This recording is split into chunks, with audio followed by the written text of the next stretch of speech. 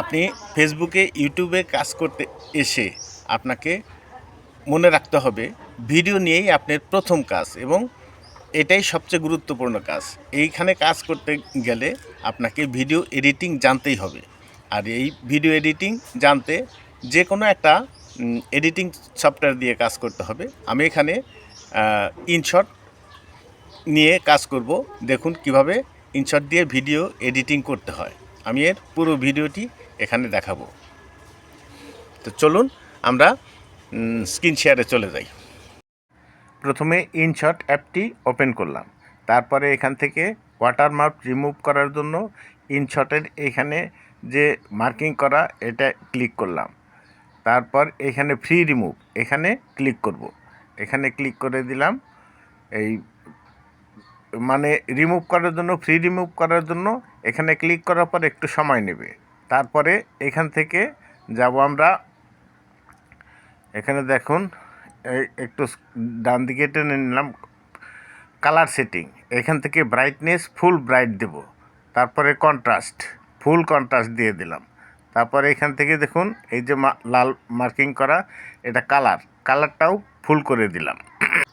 তারপর এখান থেকে আসবো আমরা, কালারটা ফুল করে দিলাম। এখন দেখুন এখান থেকে আমরা চলে যাব বাম দিকে টেনে আসে রেজুলেশন এখানে 916 করে দেওয়ার পর তারপরে আরেকটু বাড়িয়ে নিলাম। তারপরে আমরা এই স্ট্যাটাস বারটা টেনে এখান থেকে দেখুন সাউন্ডটা পুরো করে দিলাম।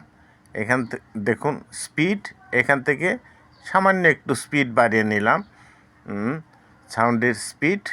তারপর আপনারা দেখুন এখানে ছবিটি পুশ করে এখান থেকে দেখুন অপ্রয়োজনীয় যে অংশ আছে সেটাকে কেটে বাদ দেব। এই যে এখানে স্নিপটিং টুলস থেকে এখানে দিয়ে বাম পাশের অংশ একটু হাইলাইট করে ডিলিট করে দিলাম।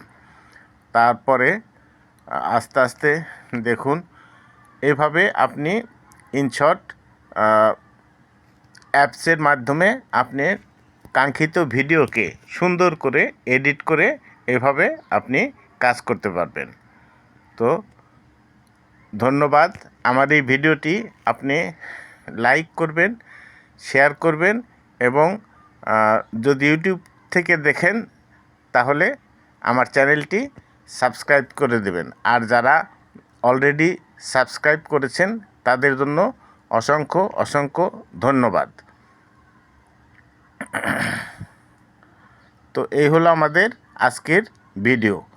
আপনারা এইভাবে ভিডিও তৈরি করে ফেসবুক এবং ইউটিউবে আপনারা আপলোড করতে পারবেন।